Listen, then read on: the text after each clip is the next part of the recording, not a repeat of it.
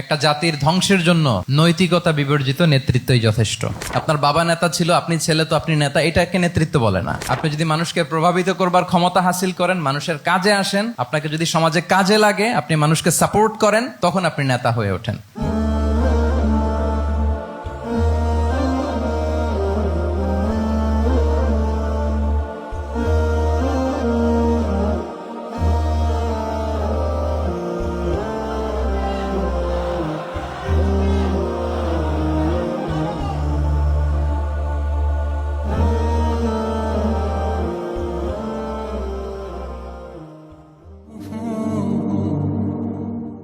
السلام عليكم ورحمة الله وبركاته. نحمده ونصلي على رسوله الكريم.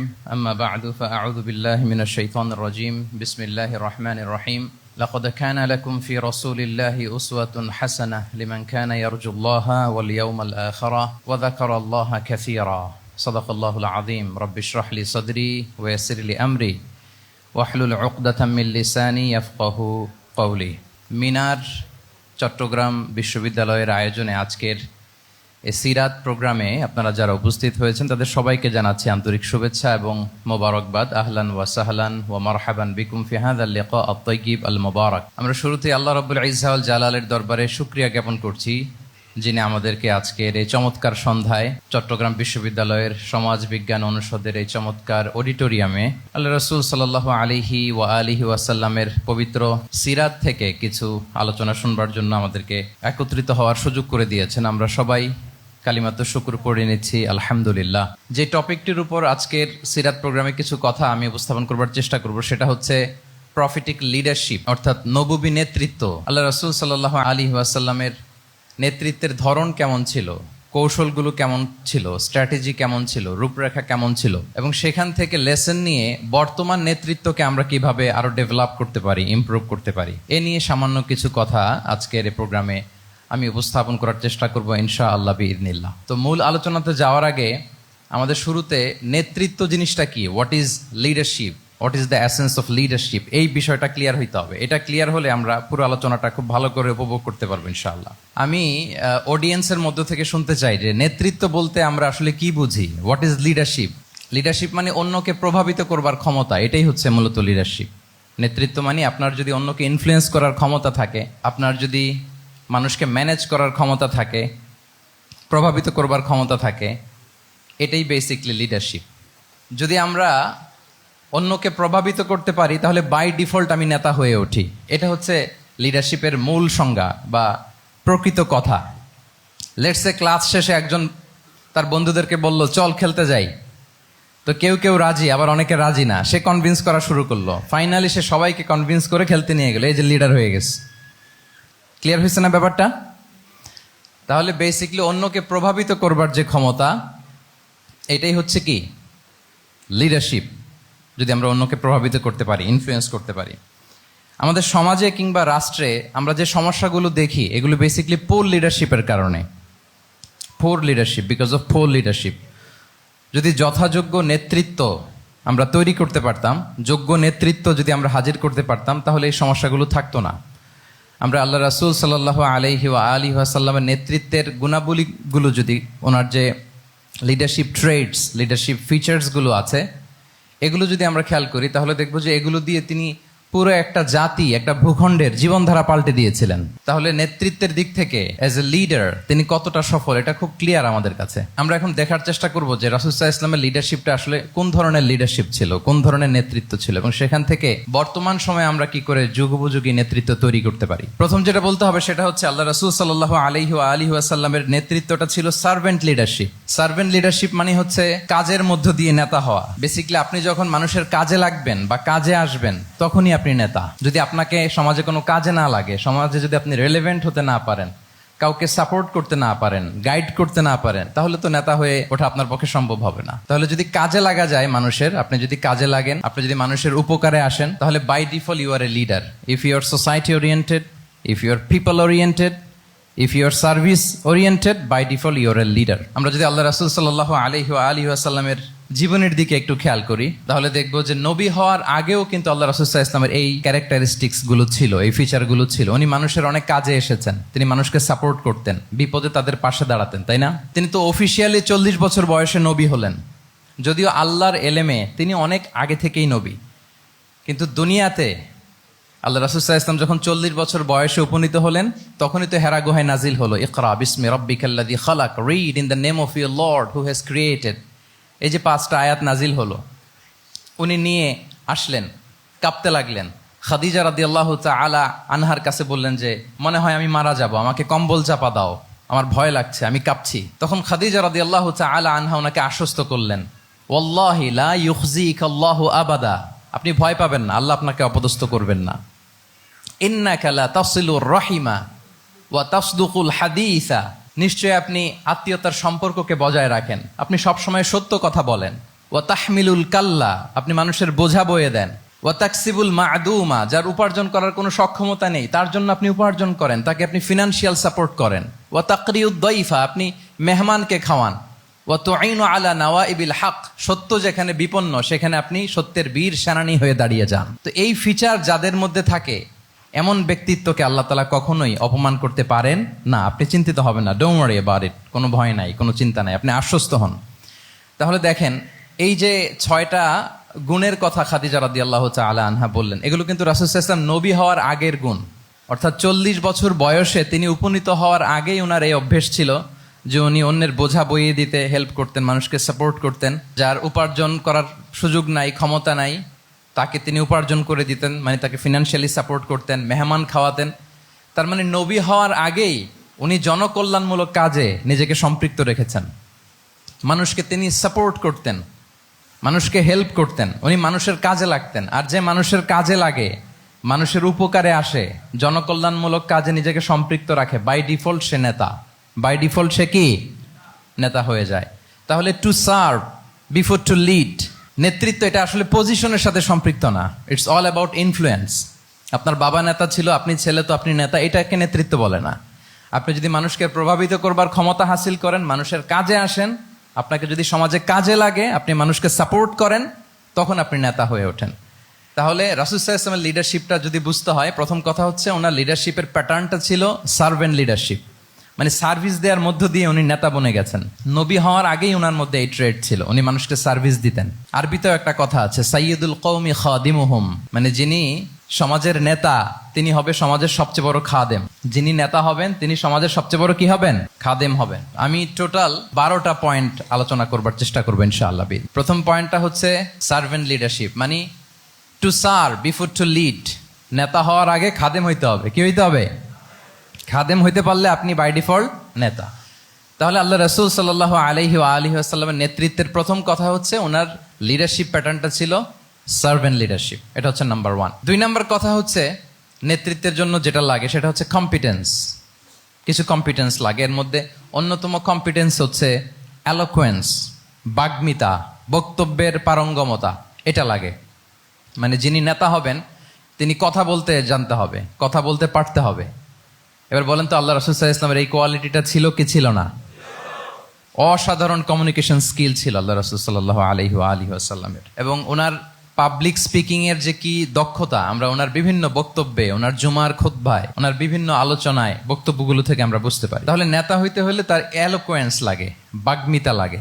একজন মানুষ সর্বপ্রথম কোন জিনিসের প্রেমে পড়ে জানেন? কথার প্রেমে পড়ে। কিসের?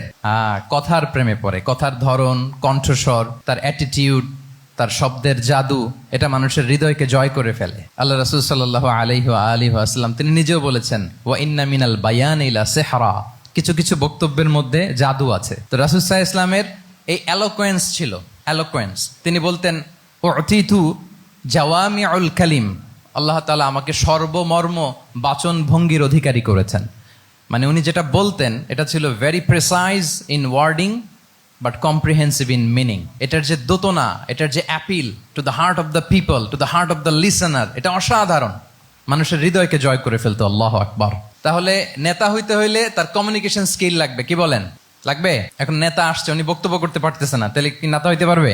তাহলে পাবলিক স্পিকিং, কমিউনিকেশন স্কিল, এটা ইটস এ মাস্ট, এটা নেতার লাগবে। যেমনটি রাসূলুল্লাহ সাল্লাল্লাহু আলাইহি ওয়া আলিহি ওয়াসাল্লামের ছিল। উনি সর্বমর্ম বাচন ভঙ্গির অধিকারী ছিলেন, বলতেন কম কিন্তু এটার অ্যাপিল ছিল অনেক বেশি, এটার ব্যাখ্যা হয়ে যেত অনেক। রাসূল সাল্লাল্লাহু আলাইহি ওয়াসাল্লামের সবচাইতে বড় ভাষণটি ছিল বিদায় হজের ভাষণ, খুব সম্ভবত। ওই ভাষণের টেক্সটগুলোকে যদি একসাথে করা হয় আমার মনে হয় 10 মিনিটের বেশি লাগবে না ওই টেক্সটগুলো পড়তে। তার মানে সবচাইতে বড় যে ভাষণ ওনার, ওটা কত ছিল? 10 থেকে 12 মিনিটের ভাষণ ছিল। আমরা তো ঘন্টার পর ঘন্টা বক্তব্য করি, তারপরেও তো আমরা মানুষের মনকে খুশি করতে পারি না। উনি সেই যে 1400 বছর আগে 10 মিনিটের একটা ছোট্ট ভাষণ দিলেন, গোটা বিশ্ব আজও হাবুডুবু খায় ওই ভাষণের ভেতর, ঠিক কিনা বলেন? তাহলে উতিতু জাওয়ামিউল কালিম, আমি সর্বমর্ম বাচনভঙ্গির অধিকারী। সুবহানাল্লাহ, ভেরি প্রিসাইজ এন্ড ক্লিয়ার। কতটা প্রিসাইজ এন্ড ক্লিয়ার ছিল রাসূল সাল্লাল্লাহু আলাইহি ওয়াসাল্লামের বক্তব্য? আম্মা জান আয়েশা রাদিয়াল্লাহু তাআলা আনহা বলেন, লাউ আদ্দাহুল আদ্দু লা আহসাহু। তিনি যখন বক্তব্য করতেন, কেউ যদি চাইতো যে দেখি কয়টা শব্দ বললেন বক্তব্যে, কয়টা বাক্য বললেন, চাইলে মুহূর্তে গুনে ফেলা যেত সেটা। এত প্রিসাইজ এন্ড ক্লিয়ার বক্তব্য ছিল যে তিনি কয়টা বাক্য ব্যবহার করেছেন, কয়টা শব্দ ইউজ করেছেন এই বক্তব্যে, চাইলে যে কেউ গুনে ফেলতে পারত। এবং তিনি খুবই শুদ্ধ আরবিতে কথা বলতেন, আফসাহুল লিসান ছিলেন। বিশুদ্ধ ভাষায় কথা বলতে পারা এটা অনেক জরুরি। রাসূল সাল্লাল্লাহু আলাইহি ওয়াসাল্লাম অত্যন্ত বিশুদ্ধ আরবিতে কথা বলতেন, এবং বিশুদ্ধ আরবি জানাটা বা বিশুদ্ধ ভাষাটা এত জরুরি যে আল্লাহ তাআলা তার প্রিয় হাবিবকে এই বিশুদ্ধ ভাষা শেখানোর জন্য মায়ের বুকের দুধ খাওয়া থেকে বঞ্চিত রেখেছিলেন। আই রিপিট, আমি আবারও বলছি, বিশুদ্ধ ভাষাটা এত জরুরি যে আল্লাহ তাআলা তার প্রিয় হাবিবকে মায়ের বুকের দুধ থেকে বঞ্চিত রেখেছেন শুধু বিশুদ্ধ ভাষার জন্য। তিনি কিন্তু মায়ের বুকের দুধ খেতে পারেন নাই। হালিমাতু সাদিয়ার সাথে সেই বনু সাদ গোত্রে চলে গিয়েছেন, সেখানে ছিলেন। হালিমাতু সাদিয়া ওনাকে দুধ খাইয়েছেন। এরপরে যখন মরুভূমির চমৎকার পরিবেশে একেবারে বিশুদ্ধ আরবি তিনি শিখেছেন, আবার শিশু মুহাম্মদ সাল্লাল্লাহু আলাইহি ওয়াসাল্লামকে তিনি তার মায়ের কাছে ফিরিয়ে দিয়েছেন। তাহলে চিন্তা করে দেখেন যে বিশুদ্ধ ভাষার জন্য মায়ের বুকের দুধকে স্যাক্রিফাইস করা হয়েছে। আল্লাহু আকবার। তাহলে আম্মা জান আয়েশা রাদিয়াল্লাহু তাআলা আনহা বলতেন, লাউ আদ্দাহুল আদ্দু লা আহসাহু। চাইলে যে কেউ গুনতে পারতো যে তিনি প্রিয় নবীজি কয়টা বাক্য বললেন, কয়টা শব্দ। এত প্রিসাইজ এন্ড ক্লিয়ার ছিল। অন্য বর্ণনায় এসেছে, কানা ইয়াতাকাল্লামু বিকালামিন বাইনাহু ফাসলুন। তিনি এমন ভাবে কথা বলতেন, কথার মাঝখানে মাঝখানে পজ দিতেন। কে দিতেন? পজ দিতেন, মানে একটু থামতেন যাতে করে শ্রোতারা বুঝতে পারে। ইয়াতাকাল্লামু বিকালামিন বাইনাহু ফাসলুন, বলতে বলতে মাঝে মাঝে একটা পজ দিতেন যাতে সবাই বুঝতে পারে। ইয়াহফাযুহু মান জালাসা ইলাই, আশেপাশে যারা বসতো তারা সহজে এটা মুখস্থ করে ফেলতে পারে। পজ দিয়ে দিয়ে থেমে থেমে এত চমৎকার করে ওনার প্রেজেন্টেশন ছিল, বক্তব্য মালাগুলো ছিল, ফলে যারা শুনতেছে ইজিলি মুখস্থ করে ফেলতে পারত। এবং গুরুত্বপূর্ণ কথা তিনি এমফাসাইজ করতেন, 3 বার বলতেন। একবার তিনি বলতেছেন আত্তাকওয়া হা হুনা হা হুনা হা হুনা ওয়া ইউশিরু ইলা সাদরিহি সালাসা মাররাত। তাকওয়াকে তিনি এখানে রেফার করেছেন। আমরা তো মনে করি তাকওয়া সব ঢুকে গেছে এখানে, তাকওয়া ঢুকে গেছে টুপিতে, তাকওয়া ঢুকে গেছে জামাতে, এগুলো তাকওয়ার একটা নমুনা। কিন্তু আল্লাহ রাসূল সাল্লাল্লাহু আলাইহি ওয়াসাল্লাম বলেছেন তাকওয়া এখানে এখানে এখানে, এভাবে 3 বার তিনি ইঙ্গিত করেছেন। গুরুত্বপূর্ণ কথাকে তিনি এভাবে এমফাসাইজ করতেন। মাঝে মাঝে এমন আবেগঘন বক্তব্য উপস্থাপন করতেন, সাহাবারা অশ্রুসিক্ত হতো। ওয়াজিলাত মিনহাল কুলুব যারাফাত মিনহাল উয়ুন। সাহাবারা বলতেন যে আমরা অশ্রুসিক্ত হতাম, আমাদের হৃদয় বিগলিত হতো। এত চমৎকার মর্মস্পর্শী বক্তব্য তিনি করতেন। এটা প্রেক্ষাপটের আলোকে। আবার যুদ্ধের ময়দানে যখন কমান্ড করতেন তখন আলা সাউতু ওয়াশতাদ্দা গদাবু, তিনি রেগে যেতেন, উঁচু কণ্ঠে তিনি কথা বলতেন, মনে হচ্ছে একজন সেনাবাহিনীর কমান্ডার তার ব্যাটালিয়নকে কমান্ড করছেন। আল্লাহু আকবার। তাহলে বক্তব্যের যত দিক হতে পারে, স্লো মোশনে তেজস্বী বক্তব্য, খুব জ্বালাময়ী বক্তব্য, আবার মর্মস্পর্শী বক্তব্য, সব ধরনের বক্তব্য তিনি করতেন। সুবহানাল্লাহ। তাহলে এলোকোয়েন্স, 2 নাম্বার হচ্ছে এলোকোয়েন্স। কম্পিটেন্সের খুব গুরুত্বপূর্ণ একটা অংশ হচ্ছে এলোকোয়েন্স, বাগ্মিতা। এটা একজন নেতার থাকা চাই। কি বলেন? একজন নেতার এরকম বক্তব্য দিতে জানতে হবে না? আল্লাহ রাসূল সাল্লাল্লাহু আলাইহি ওয়া আলিহি ওয়াসাল্লাম তিনি ঠিক এইভাবে বক্তব্য করতেন। মাঝে মাঝে তিনি ইমোশনাল ইন্টেলিজেন্স ইউজ করতেন, মানে আবেগ অনুভূতিকে নাড়িয়ে দিয়ে শ্রোতাকে প্রভাবিত করে ফেলা।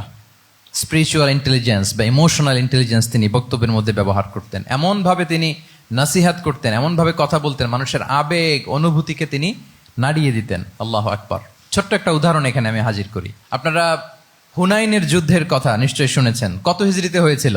8ম হিজরি। তার মানে মক্কা বিজয়ের ইমিডিয়েট পরেই, কয়েক সপ্তাহ পরেই তো হুনাইনের যুদ্ধ হয়েছিল। তো এই হুনাইনের যুদ্ধে অনেক ওয়ার বুটিজ মুসলমানদের করতলগত হয়েছিল, মানে অনেক গানিমাত, অনেক সম্পদ ওনারা যুদ্ধ শেষে যুদ্ধলব্ধ সম্পদ হিসেবে পেয়েছিলেন। 24,000 উট, প্রায় 40,000 ভেড়া, এত পরিমাণ গানিমত যখন রাসূল সাল্লাল্লাহু আলাইহি ওয়াসাল্লাম পেলেন, তিনি এগুলো বন্টন করতে শুরু করলেন। কিন্তু রাসূল সাল্লাল্লাহু আলাইহি ওয়াসাল্লাম তিনি বন্টন করতে যে আনসারী সাহাবীদেরকে, অর্থাৎ মদিনার যে সাহাবারা, তাদেরকে কিছুই দিলেন না, বরং তিনি মক্কার সাহাবাদেরকে দিলেন, অন্যান্য গোত্রের লোকদেরকে দিলেন, আশেপাশের সবাইকে দিলেন, কিন্তু দিলেন না কাদেরকে?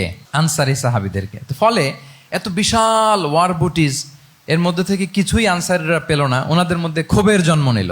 ক্ষোভ থেকে ওনারা সমালোচনা করতে আরম্ভ করলেন আল্লাহ রাসূল সাল্লাল্লাহু আলাইহি ওয়াসাল্লামের। এবং সমালোচনা করতে করতে এটা এমন পর্যায়ে চলে গেল, এক পর্যায়ে তারা বলতে আরম্ভ করলো যে আমরা ওনার জন্য জান দিলাম, জীবন দিলাম, আজকে উনি এত সম্পদ পেয়ে সব নিজ এলাকার লোকদের মাঝে বন্টন করে দিল, এটা কি ঠিক করলো উনি? আল্লাহ তাআলা আল্লাহর নবীকে ক্ষমা করুক। মানে কেমন যেন রাসূল একটা ভুল করে ফেলছেন, রাসূল সাল্লাল্লাহু আলাইহি ওয়াসাল্লাম ওনাদেরকে দিতে বাধ্য ছিলেন, এটা যেহেতু দেন নাই, আল্লাহ তার রাসূলকে ক্ষমা করুক, এরকম একটা কথা তারা বলে ফেললেন। এটা তো অনেক বড় কথা। আল্লাহ রাসূল সাল্লাল্লাহু আলাইহি ওয়া আলিহি ওয়াসাল্লাম যখন এই কথা শুনলেন, তখন তিনি আনসারী সাহাবীদেরকে জড়ো করে একটা গেট টুগেদার করে এমন ইমোশনালি ওনাদেরকে কাবু করলেন, ইমোশনাল ইন্টেলিজেন্স ইউজ করলেন। এখানে তারা এসেছিল ক্ষোভ নিয়ে, অসন্তোষ নিয়ে, পরে সবাই কান্না করে রাসূল সাল্লাল্লাহু আলাইহি ওয়াসাল্লামের কাছে ক্ষমা চেয়ে সেই মজলিস থেকে উঠতে বাধ্য হয়েছে। তিনি সবাইকে ডেকে বললেন, ইয়া মা'আশারাল আনসার আলাম আতিকুম দুল্লালান ফাহাদাকুমুল্লাহ ওয়া আলাতান ফাআগনাকুমুল্লাহ ওয়া আ'দাআন ফাআল্লাফাল্লাহু বাইনা কুলুবিকুম। চমৎকার চমৎকার এক্সপ্রেশন, যে ওহে আনসাররা, আমি কি তোমাদেরকে পথভ্রষ্ট পাইনি, পথহারা পাইনি? আমার ওসিলায় তোমরা হেদায়েতের দেখা পেয়েছো। আমি কি তোমাদেরকে নিঃস্ব পাইনি? আমার ওসিলায় তোমরা সমৃদ্ধ হয়েছে, সম্পদশালী হয়েছে। আমি কি তোমাদেরকে যুদ্ধরত অবস্থায় পাইনি? আউস খাজরাজ তোমরা তো ফাইট করতেছিলে ইচ আদার। আমি যে তোমাদের মধ্যে সম্প্রীতি আর ভালোবাসার মেলবন্ধনে তোমাদেরকে একত্রিত করে দিলাম। আওয়াজাতুম ফি আনফুসিকুম ফি লুআআতিম মিনাদ দুনিয়া। আর দুনিয়ার সামান্য কিছু জিনিসের কারণে তোমরা মনে কষ্ট পাচ্ছ, যেটা দিয়ে আমি কিছু মুসলিমদের হৃদয়কে আকৃষ্ট করছিলাম। তা আল্লাফতু বিহা কওমান লিউসলিমু ওয়া ওয়াকালতুকুম ইলা ইসলামিকুম। আমি কিছু মুসলিমদেরকে এগুলো দিয়ে তাদের হৃদয়টাকে ইসলামের প্রতি আরো অ্যাট্রাক্টেড করতেছিলাম, আর তোমাদেরকে তোমাদের ইসলামের উপরই আমি ছেড়ে দিয়েছি। আমি জানি আমার আনসাররা, তাদের হৃদয়ে যে ইসলাম আছে এটাই তাদের জন্য যথেষ্ট। আমা তারদাউনা আইয়াযহাবান নাসু বিশ-শাতি ওয়াল বাঈর ওয়া তারজিউনা বিরাসূলিল্লাহি ফি রিহালিকুম। Won't you be happy that people go back to their country with sheep and camel, and you go back to your country with Rasulullah? Allahu Akbar. তোমরা কি এতে খুশি হবে না? মানুষ উট আর ভেড়া নিয়ে তাদের এলাকায় ফিরবে, আর তোমরা আল্লাহর রাসূলকে নিয়ে তোমাদের এলাকায় ফিরবে। এরকম একটার পর একটা ইমোশনালি রাসূল সাল্লাল্লাহু আলাইহি ওয়াসাল্লাম যখন আনসার সাহাবীদেরকে কাবু করতে লাগলেন, ওনারা এমনভাবে কান্নার রোল জুড়ে দিল, এমনভাবে অনুতপ্ত হলো, কাঁদতে শুরু করলো। পরে এরা বলতে আরম্ভ করলো, আমি তো দুই একটা বাক্য বললাম, লম্বা চূড়া মন মাতানো বক্তব্য, হৃদয় স্পর্শী বক্তব্য। তারা বললো, ইয়া রাসূলুল্লাহ, আমরা শুধু আপনাকে পেয়েই খুশি। রাসূল সাল্লাল্লাহু আলাইহি ওয়াসাল্লাম বলেন, গোটা বিশ্বের মানুষ যদি এই পথ ধরে আর আনসারীরা যদি এই পথ ধরে, আমি এই পথ ছেড়ে দিয়ে আনসারীদের পথে হাঁটবো। আল্লাহ তুমি আনসারদের ক্ষমা করো, তাদের সন্তানদের ক্ষমা করো, তাদের নাতিদেরকে ক্ষমা করো। এভাবে মর্মস্পর্শী বক্তব্য যখন ইমোশনাল ইন্টেলিজেন্স দিয়ে যখন রাসূল সাল্লাল্লাহু আলাইহি ওয়াসাল্লাম বললেন, সব আনসারী সাহাবারা কাঁদতে আরম্ভ করলেন। সবাই ফাবাকাল কওমু হাত্তা আখদালু লুহাহুম, তাদের প্রত্যেকের দাড়ি ভিজে গেল, এমন কান্না জুড়ে দিল। আল্লাহু আকবার। তাহলে এটা ছিল রাসূল সাল্লাল্লাহু আলাইহি ওয়াসাল্লামের বক্তব্যের মাধ্যমে শ্রোতাদের মাঝখানে প্রভাব সৃষ্টি করার ক্ষমতা। চিন্তা করতে পারেন, হৃদয় কেঁপে ওঠে না এই কথা শুনলে? Won't you be happy people go back to their home with sheep and camel, and you take the messenger of Allah with you? মানুষ ছাগল ভেড়া নিয়ে ফিরতেছে, তোমরা তো আল্লাহর নবীকে নিয়ে ঘরে ফিরতেছো। আল্লাহু আকবার। তাহলে এই কম্পিটেন্সটা লাগে একজন নেতার, তিনি এরকম মর্মস্পর্শী বক্তব্য দিতে জানতে হবে। 3 নাম্বার হচ্ছে কম্পেশন, মানে সফট হার্টেড, দয়াদ্র হৃদয় হতে হবে। আপনি মানুষের দুঃখ যদি আপনাকে কাঁদায়, তবেই আপনি নেতা। আমরা আল্লাহ রাসূল সাল্লাল্লাহু আলাইহি ওয়াসাল্লামের দিকে যদি তাকাই, ওনার তো একটা উপাধিই হচ্ছে রাহমাতাল লিল আলামিন। আল্লাহ রাসূল সাল্লাল্লাহু আলাইহি ওয়াসাল্লামের উপাধি কি? ওমা আরসালনাকা ইল্লা রাহমাতাল লিল আলামিন। We have not sent you but as mercy for all the worlds. নবী হে, আপনাকে সবার জন্য আমি মার্সি করে পাঠিয়েছি, রাহমা করে পাঠিয়েছি। আপনি সবার জন্য রহমত, মানুষের জন্য, ম্যানকাইন্ড, জিনকাইন্ড, অ্যানিমালস, সবার জন্য আপনি রাহমা। রাসূল সাল্লাল্লাহু আলাইহি ওয়াসাল্লাম কতটা দয়াদ্র ছিল। আল্লাহ তাআলা অন্য আয়াতে বলছেন, ফাবিমা রাহমাতিম মিনাল্লাহি লিনতা লাহুম ওয়ালাউ কুনতা ফাযযান গালিযাল কলবি লানফাদ্দু মিন হাওলিক। নবী হে, লিনতা লাহুম, সবার জন্য আপনি সফট হার্টেড হয়েছেন আল্লাহর অনুগ্রহে। যদি আপনি সফট হার্টেড না হয়ে আপনি যদি কঠোর হৃদয়ের অধিকারী হতেন, তাহলে এখন লোকেরা যেমনি আপনাকে ঘিরে রাখে, আপনার চারিপাশে সবাই ঘিরে রাখতো না। আল্লাহু আকবার। সাহাবারা সব সময় রাসূল সাল্লাল্লাহু আলাইহি ওয়াসাল্লামের সঙ্গ পেতে চাইতো, অ্যাকম্পানি চাইতো, ঘিরে রাখ। এমনকি অনেক সাহাবী ঘরে ভালো না লাগলে রাসূল সাল্লাল্লাহু আলাইহি ওয়াসাল্লামের কাছে চলে আসতো। এমনকি অনেক সাহাবী বলতেন যে আমার পেটে ক্ষুধা লাগলেই আমি রাসূলের কাছে যেতাম, কারণ রাসূলের চেহারা দেখলে আমার পেটের ক্ষুধা উধাও হয়ে যেত। ফাবিমা রাহমাতিম মিনাল্লাহি লিনতা লাহুম। নবী হে, আল্লাহর অনুগ্রহে আপনি কোমলভাষী হয়েছেন। কোমল হৃদয়ের হওয়া, সফট হার্টেড হওয়া, দয়াদ্র চিত্তের হওয়া, এটা অন্যতম একটা লিডারশিপ ট্রেট। এত দয়াদ্র ছিলেন, আল্লাহ তাআলা বলছেন ফালাআল্লাকা বাখিউন নাফসাকা আলা আসারিহিম ইল্লাম ইউমিনু বিহাযাল হাদীসি আসাফা। রাসূল সাল্লাল্লাহু আলাইহি ওয়াসাল্লাম বারবার মক্কার কুরাইশদের কাছে যেত, বারবার কাফিরদের কাছে যেত, যেন তারা ঈমান আনে, যেন তারা খারাপ রাস্তা ছেড়ে দিয়ে ভালো রাস্তায় আসে। বারবার চিন্তা করতো যে ইস, কেন তারা লা ইলাহা পড়ে না, কেন তারা সত্যের পথে ফিরে আসে না। হায় রে, একটুর জন্য তো তারা সামান্য আমার কথাটা শুনলেই তো বেঁচে যেত, ইস একটু আমার কথা মানলেই তো জাহান্নাম থেকে বেঁচে যেত। এরকম অস্থির হয়ে তাদের পেছনে ছুটতেন। আল্লাহ তাআলা বলেছেন, নবী হে, আপনি ওদের পেছনে ছুটতে ছুটতে আপনি তো নিজেকেই শেষ করে দিবেন। বাখিউন নাফসাক, আপনি তো নিজের দিকে খেয়াল করছেন না, নিজের শরীরের দিকে খেয়াল করছেন না, নিজের স্বাস্থ্যের দিকে, সময়ের দিকে। আপনি পাগল পাড়া হয়ে তাদেরকে বাঁচানোর জন্য ছুটছেন। তাহলে কতটা দয়াদ্র কোমল হৃদয়ের অধিকারী হলে যে কাফেররা রাসূল সাল্লাল্লাহু আলাইহি ওয়াসাল্লামকে ফিজিক্যালি মেন্টালি এমন কোনো টর্চার নেই, করে নাই, তাদের পিছনে পিছনে ছুটতেন তিনি। হায় রে, একটু যদি ইমানের রাস্তায় আনা যায়, কোনোভাবে যদি তাদেরকে বুঝিয়ে কনভিন্স করা যায়, তাহলে কম্প্যাশনেট, দয়ালু হওয়া, এটা নেতৃত্বের অন্যতম একটা গুণ। আপনার হৃদয়ে দয়া থাকতে হবে, মায়া থাকতে হবে সবার জন্য, কারণ নেতা তিনি তো সবার। লেটস সে বাংলাদেশের যিনি প্রধানমন্ত্রী হবেন, আরো রেলেভেন্ট হয়ে যাচ্ছে এখন কথা, সামনে তো নির্বাচন আসতেছে, সো কেউ না কেউ তো প্রধানমন্ত্রী হবে। তো উনি যখন প্রধানমন্ত্রী হবে ধরেন, তো উনি কি শুধু ওনার দলের প্রধানমন্ত্রী হবেন? তাহলে উনি 18 কোটি মানুষের প্রধানমন্ত্রী হবেন, ঠিক কিনা বলেন? তাহলে সবার জন্য ওনার হৃদয়ে দয়া, ভালোবাসা, এটা থাকার দরকার আছে না নাই? তিনি সবার প্রতি কোমল হৃদয়ের হইতে হবে, দয়াদ্র হইতে হবে। প্রধানমন্ত্রী উনি শুধু নিজ দলের প্রধানমন্ত্রী নন, 18 কোটি মানুষের প্রধানমন্ত্রী। তাহলে সফট হার্টেড হইতে হবে। রাসূল সাল্লাল্লাহু আলাইহি ওয়াসাল্লামের মধ্যে এটা ছিল। সবসময় তিনি মাজলুমদের পাশে থাকতেন। আপনারা হিলফুল ফুজুলের কথা জানেন। ওনার বয়স যখন 35, ইয়ামানের এক ব্যবসায়ী আসছিল মক্কায় ব্যবসা করতে। পণ্য বিক্রির পরে আস ইবনে ওয়াইল নামে এক দুষ্ট জালেম, সে পণ্য নিয়ে বলে আমরা এই এলাকার লোক, আমরা দাম দিব না, কি করতে পারো করো। এই লোক কান্না জুড়ে দিল। তার কান্না দেখে রাসূল সাল্লাল্লাহু আলাইহি ওয়াসাল্লামের হৃদয়ে দয়া হলো। তিনি ওনার চাচা জুবাইর ইবনে আব্দুল মুত্তালিব সহ ওনার মতো যারা ইয়াং স্টার আছে সবাইকে নিয়ে একটা সংঘ করলেন। এটাই তো হালাফুল ফুদুল, মূলত নাম হচ্ছে হালাফুল মুত্তাইয়িবিন। জাহিলি যুগে ওনাদের প্রথা ছিল, কোনো একটা ভালো কাজে কেউ যখন এক হতো, রং ভর্তি বালতির ভেতরে হাত ঢুকিয়ে তারা পাথরের মধ্যে ওই হাতের ছাপ দিত, সবাই ওইখানে ছাপ দিত। ফলে কাইন্ড অফ কভেনেন্ট, এটা একটা চুক্তির মতো, যে আমরা চুক্তিবদ্ধ হলাম, এগ্রিমেন্ট করলাম যে আমরা সবাই এক। তো রাসূল সাল্লাল্লাহু আলাইহি ওয়াসাল্লাম ওনার মতো ইয়াংস্টারদেরকে নিয়ে এই হালাফুল মুত্তাইয়িবিন বা হালাফুল ফুদুল করেছেন। এবং এটার মূল কথা ছিল, মূল স্লোগান ছিল নাহনু মাআল মাজলুম দিদ্দাজ জালিম, আমরা সবসময় মাজলুমের পক্ষে থাকবো, জালিমের বিপক্ষে। এটা ছিল হিলফুল ফুজুলের কি মূল শিক্ষা। এভাবে সব সময় তিনি মাজলুমদের সাথে ছিলেন। শ্রমিক সাহাবীদেরকে বড্ড ভালোবাসতেন, শ্রমজীবীদেরকে বড্ড ভালোবাসতেন। এমনকি বিদায় হজের মতো এরকম গুরুত্বপূর্ণ ভাষণও শ্রমজীবীদের কথা বাদ যায়নি, গরিবদের কথা বাদ যায়নি। আরিকাআকুম আতঈমুহুম মিম্মা তাআকুলুন ওয়ালবাসুহুম মিম্মা তালবাসুন। খবরদার, সেদিনও বলেছিলেন সেই বিদায় হজের ভাষণে, তোমরা তোমাদের শ্রমজীবী লোকদের কথা ভুলে যেও না, তোমাদের স্টাফদের কথা, তোমাদের দাস দাসীদের কথা। তোমরা যা খাবে সেখান থেকে তাদেরও খাওয়াবে, তোমরা যে পোশাক পরবে সেখান থেকে তাদেরও পোশাকের ব্যবস্থা করবে। আল্লাহু আকবার। তাহলে রাহমাতাল লিল আলামিন, তিনি ছিলেন কম্প্যাশনেট, দয়ালু হৃদয়ের অধিকারী। 4 নম্বরে হচ্ছে ইন্টেগ্রিটি। ইন্টেগ্রিটি মানে সততা, নৈতিকতা থাকতে হবে। এটা অন্যতম একটা লিডারশিপ ট্রেট। এটার বড় ক্রাইসিস এখন ইন্টিগ্রিটির। রাসূল সাল্লাল্লাহু আলাইহি ওয়াসাল্লামের লিডারশিপটা ছিল এথিক্যাল লিডারশিপ, কিন্তু এইটার অনেক বড় ক্রাইসিস আমাদের সমাজে, আমাদের নেতৃত্বের মাঝে। কি বলেন? নৈতিকতার ঘাটতি আছে না?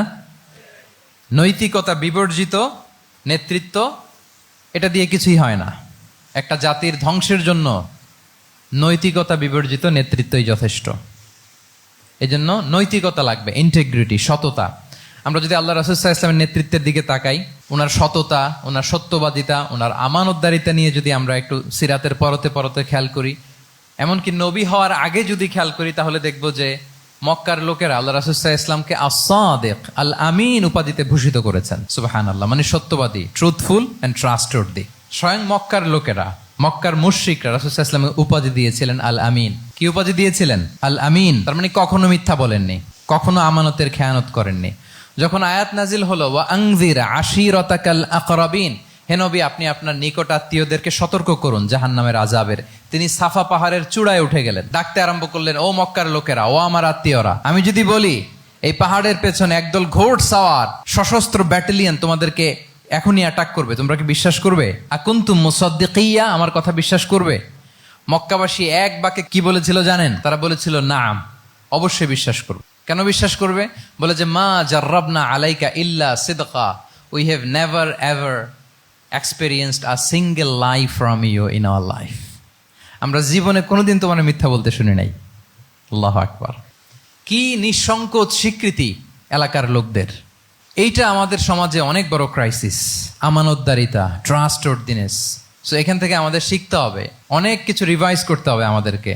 এই যে নতুন বাংলাদেশের চমৎকার সময় এসেছে, আর 54 বছরও হয়তো আমরা এই সুযোগ পাবো না। এজন্য আমাদেরকে শিখতে হবে রাসূল সাল্লাল্লাহু আলাইহি ওয়াসাল্লামের যে ইন্টিগ্রিটি, ওনার যে ট্রাস্টওয়ার্দিনেস, এই আমানতদারিতা থেকে আমাদেরকে শিখতে হবে। তাহলে নেতাকে আস্থার জায়গা তৈরি করে নিতে হয়। রাসূল সাল্লাল্লাহু আলাইহি ওয়াসাল্লাম এটা ধীরে ধীরে তৈরি করেছেন। আপনারা জানেন যে উনি নবুয়তের আগে পার্টনারশিপে বিজনেস করতেন খাদিজা রাদিয়াল্লাহু তাআলা আনহার সাথে, মানে খাদিজা রাদিয়াল্লাহু তাআলা আনহার ইনভেস্টমেন্ট আর উনি শ্রম দিতেন। তো উনি সিরিয়াতে গিয়েছেন পণ্য নিয়ে, মালামাল নিয়ে। ওনার ব্যবসা বাণিজ্যের ধরন কেমন এটা দেখবার জন্য খাদিজা রাদিয়াল্লাহু তাআলা আনহা ওনার এক বান্ধবীকে পাঠিয়েছিলেন ওই ক্যারাভ্যানে, ওই কাফেলায়। নাম ছিল মাইসারা। তো মাইসারাকে বলেছে, মাইসারা তুমি দেখবা যে টাকা পয়সা আবার উল্টাপাল্টা করে কিনা, ঠিকঠাক মতো ব্যবসা করে কিনা, আমার huge investment, on behalf of me তুমি এই ক্যারাভ্যানে থাকবে আর দেখবে যে মোহাম্মদ ঠিকঠাক বিজনেসটা করে কিনা।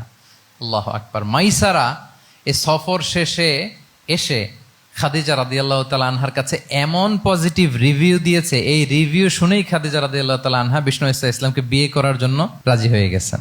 আলহামদুলিল্লাহ। মাইসারা এসে রিভিউ দিতে লাগলো যে মোহাম্মদ সে সবার চেয়ে আলাদা সাল্লাল্লাহু আলাইহি ওয়াসাল্লাম। তার ওঠা বসা, তার চলন বলন, তার কথন, তার ডিলিংস, তার লেনদেন সব আলাদা, অসাধারণ তিনি। মাইসারার রিভিউ শুনে আল্লাহু আকবার, খাদিজা রাদিয়াল্লাহু তাআলা আনহা তিনি অবাক হয়ে গেলেন এবং তিনি বিয়ের প্রস্তাব পাঠালেন। রাসূল সাল্লাল্লাহু আলাইহি ওয়াসাল্লামের এই আমানতদারিতায় মুগ্ধ হয়ে কি করলেন? বিয়ের প্রস্তাব পাঠালেন। তাহলে কি পরিমাণে ট্রাস্টওয়ার্দিনেস ওনার ছিল। আরো মজার ব্যাপার হচ্ছে, মক্কার কুরাইশরা, মক্কার লোকেরা রাসূল সাল্লাল্লাহু আলাইহি ওয়াসাল্লামের কাছে এসে আমানতের সম্পদ গচ্ছিত রাখতো। আবু জাহেলের কাছে রাখতো না, উতবা, শাইবা, ওয়ালিদ ইবনে মুগিরা কারো কাছে রাখতো না। খেয়াল করে দেখেন, দল করে আবু জাহেলের, দল করে কার? কিন্তু আমানত রাখে কার বাসায়? কি অবাক করা কাণ্ড না? কর্মী হচ্ছে আবু জাহেলের, কিন্তু আমানতের সম্পদ রাখে কার কাছে? মুহাম্মদ সাল্লাল্লাহু আলাইহি ওয়াসাল্লামের বাসায়। রাসূল সাল্লাল্লাহু আলাইহি ওয়াসাল্লাম যেদিন হিজরত করবেন, উনি সাইয়েদনা আলী রাদিয়াল্লাহু তাআলা আনহুকে অ্যাসাইন করে গিয়েছেন যে আলী তুমি থাকো, তুমি কয়েকদিন পরে মদিনায় হিজরতে যাবা, আমার কাছে যত আমানতের সম্পদ আছে এগুলো তুমি আগে বিলি করে তারপরে যাবে। রাসূল ইসলাম আবু বকর রাদিয়াল্লাহু তাআলা আনহুকে নিয়ে চলে গেলেন। আলী রাদিয়াল্লাহু তাআলা আনহুর টানা 3 দিন লেগেছে যে ডেপোজিট গুলো রাসূল সাল্লাল্লাহু আলাইহি ওয়াসাল্লামের কাছে ছিল, আমানতের যে জিনিসগুলো ছিল এগুলো বন্টন করতে সাইয়েদনা আলী রাদিয়াল্লাহু তাআলা আনহু 3 দিন সময় নিয়েছেন। 3 দিন। এত পরিমাণ আমানতের সম্পদ রাসূল সাল্লাল্লাহু আলাইহি ওয়াসাল্লামের কাছে ছিল। আল্লাহু আকবার। তাহলে এই আমানতদারিতা, সততা, অনেস্টি, ট্রাস্টওয়ার্দিনেস এটা অনেক জরুরি নেতৃত্বের জন্য। নেতা হতে চাইলে তাকে আমানতদার হইতে হবে। যদি একজন ট্রু লিডার কেউ হতে চায়, তার মধ্যে আমানতদারিতা চাই। কি চাই? আমানতদার। তাহলে ইন্টিগ্রিটি। 5 নম্বরে হচ্ছে গুড ইন্টারাকশন উইথ ফলোয়ার্স। নেতার তার ফলোয়ারের সাথে কি লাগবে?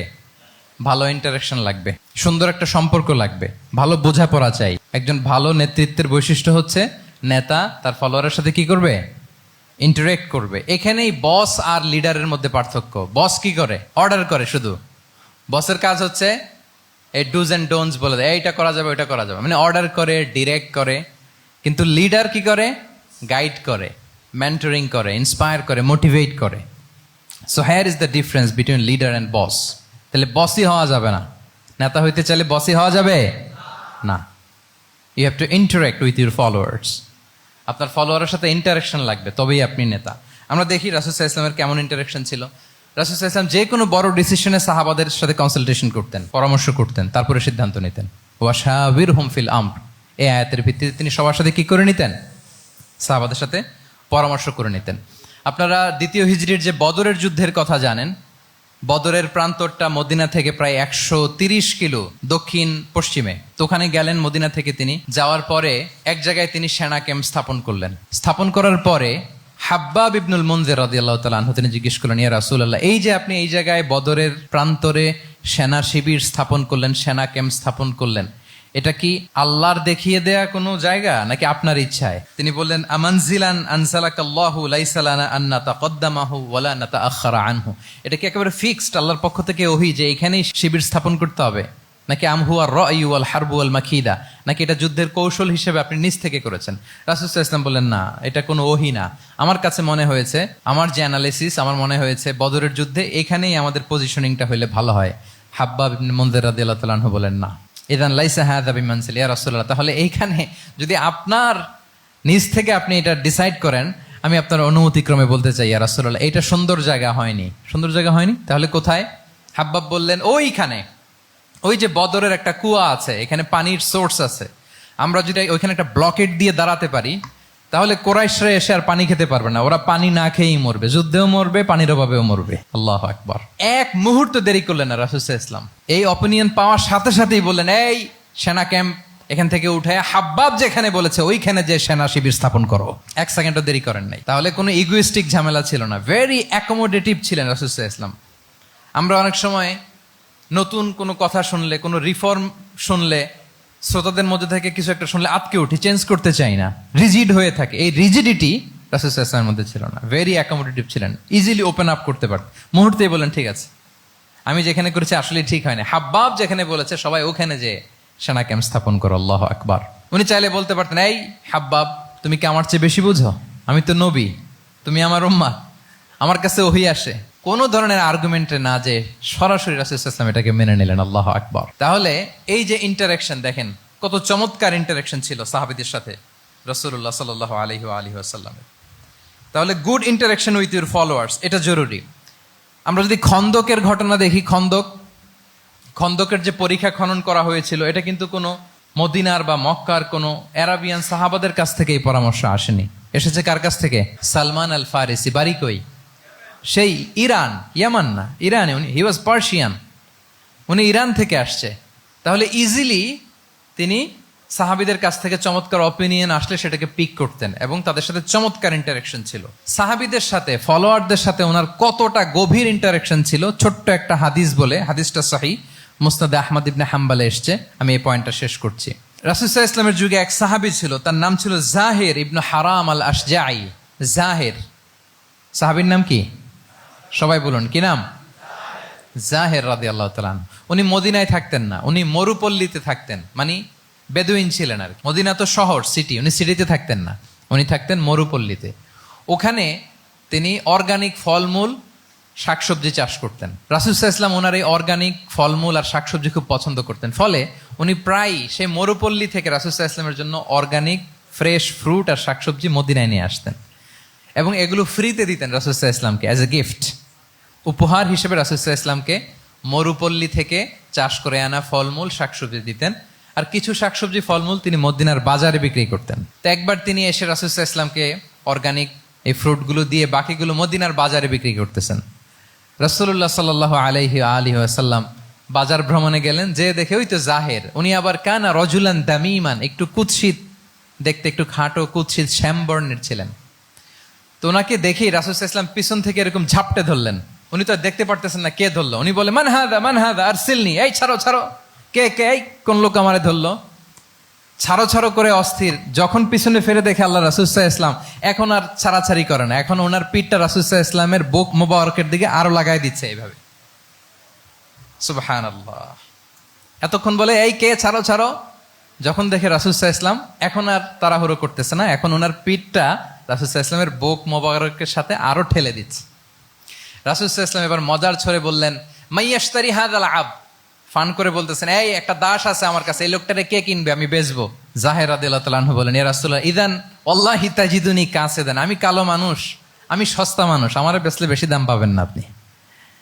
আমি তো সস্তা মানুষ ইয়া রাসূলুল্লাহ। রাসূল সাল্লাল্লাহু আলাইহি ওয়াসাল্লাম বললেন, আনতা লাস্তা ইনদাল্লাহি কাসিদ ইয়া জাহির।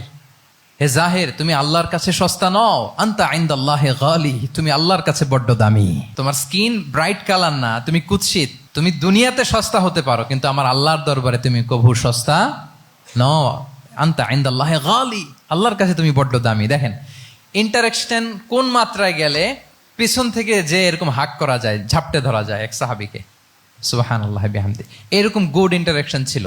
অনেক অনেক ভুরি ভুরি সিরাতের পরতে পরতে আপনারা পাবেন যে রাসূল সাল্লাল্লাহু আলাইহি ওয়াসাল্লামের সাথে সাহাবাদের ইন্টারাকশন কত চমৎকার ছিল। 6 নম্বরে হচ্ছে কারেজ, সাহসিকতা। নেতা হইতে হইলে সাহস লাগবে না? নেতারে বাঁচানোর জন্য কর্মীরা দৌড়াইতেছে সামনে, নেতা যদি ছোটে পেছনে, তাহলে হবে? তাহলে তো তাকে নেতা বলা যায় না। কি বলেন? নেতার তো হি শুড বি কারেজাস, তার সাহসী হইতে হবে, দুর্দান্ত সাহস থাকতে হবে তার। রাসূল সাল্লাল্লাহু আলাইহি ওয়াসাল্লামের এরকম দুর্দান্ত সাহস ছিল, অত্যন্ত সাহসিকতার অধিকারী তিনি ছিলেন। এবং এই লিডারশিপ ট্রেটটা খুবই জরুরি, এটাকে বলে mother skill. Courage is a mother skill, এটাই সব। এই হিম্মত লাগবে। আর রাজুলু যু হিম্মা ইউহিল উম্মাহ, যার হিম্মত আছে সেই জাতিকে জাগাতে পারে, ঠিক কিনা? এই যে আমাদের কাছে তো উদাহরণ একেবারে হাতের কাছেই, এই যে 5 আগস্টে, এই যে জুলাই আপরাইজিং, যদি কারেজ না থাকতো আমাদের তরুণদের, আমাদের জেনজিদের, তাহলে এই পরিবর্তন কি আমরা দেখতে পেতাম? না। আমি গল্প শুনছিলাম যে এই চট্টগ্রাম বিশ্ববিদ্যালয় থেকে 2 জন শহীদ হয়েছে। আল্লাহ তাদের কবরগুলোকে তুমি জান্নাতে টুকরা বানিয়ে দাও। এই যে আমাদের তরুণরা তাজা রক্ত দিয়ে একটা চেঞ্জ এনেছে, পরিবর্তন, এটা তো কারেজ, তাদের সাহসিকতার বহিঃপ্রকাশ, ঠিক কিনা? এটা লাগবে।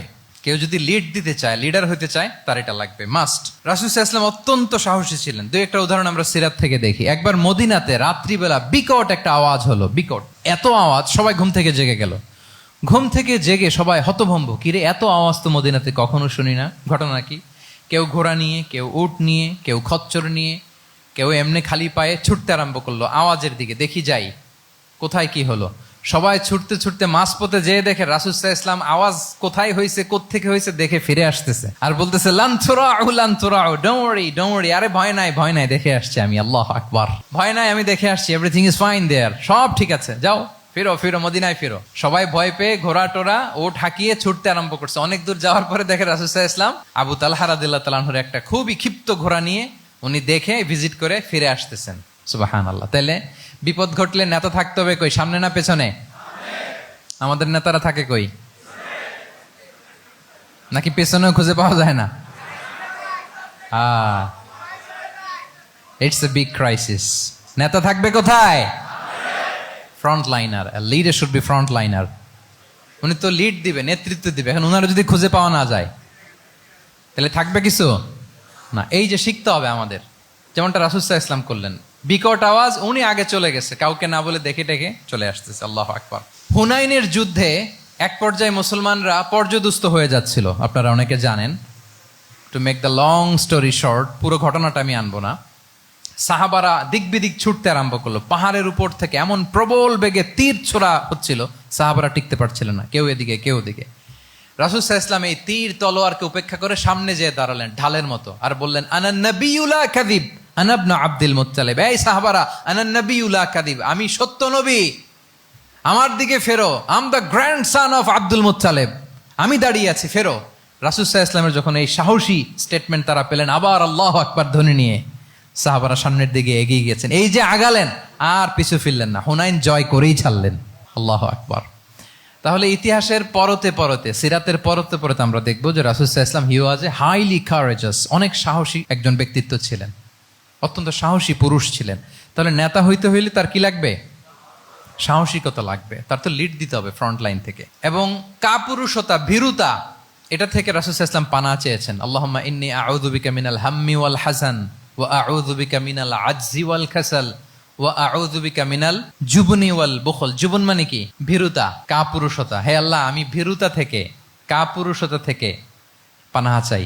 আমরা যেন কাপুরুষ না হই, আমরা যেন ভীরু না হই, আমরা যেন সত্যের বীর সেনানী হয়ে আবু সাঈদের মতো এরকম 2 হাত প্রসারিত করে দাঁড়াতে পারি, ঠিক কিনা? এই যে কারেজাস আবু সাঈদ, হ্যাঁ, is the icon of courage of Bangladesh. কি বলেন? এই যে বুক টান টান করে যে হাত 2টা প্রসারিত করে দাঁড়ালো, আল্লাহু আকবার। গোটা বিশ্ব এখন তাকে আইকনিক ফিগার হিসেবে মেনে নিস, কি বলেন? গোটা বিশ্ব তাকে চিনছে, তার জন্য দোয়া করছে। তাহলে courage it's an essential leadership trade, এটা লাগবে প্রিয় ভাইয়েরা। আল্লাহ তাআলা এই কারেজ, এই সৎ সাহস দিয়ে আমাদেরকে ধন্য করুক। 7 নম্বরে হচ্ছে কনফ্লিক্ট রিজলভিং এবিলিটি, বিরোধ নিষ্পত্তি করার মতো যোগ্যতা থাকতে হবে নেতার।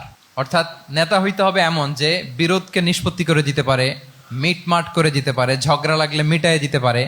এটা গুরুত্বপূর্ণ কোয়ালিটি না নেতার জন্য, কি বলেন? রাসূল সাল্লাল্লাহু আলাইহি ওয়াসাল্লামের কিন্তু এটা ছিল, বিরোধ নিষ্পত্তি করা। রাসূল সাল্লাল্লাহু আলাইহি ওয়াসাল্লাম মক্কা থেকে মদিনায় যে 1 ঘন্টায় বছরের পর বছর চলে আসা যুদ্ধ, they use to fight each other, Aus and Khazraj, 1 ঘন্টায় যুদ্ধ থামাই দিয়েছেন। আল্লাহু আকবার। He was a very good mediator and arbitrator. রাসূল সাল্লাল্লাহু আলাইহি ওয়াসাল্লাম অত্যন্ত ভালো মধ্যস্থতাকারী ছিলেন, ভালো মধ্যস্থতাকারী তিনি ছিলেন। তিনি থামিয়ে দিতে পারতেন, বিরোধকে থামাতে পারতেন। আপনারা জানেন যে মক্কা একবার সম্ভবত অগ্নিকাণ্ডের কারণে কাবা ঘর জ্বলে গিয়েছিল, ধ্বংস হয়েছিল, কিছু অংশ নষ্ট হয়ে গিয়েছিল।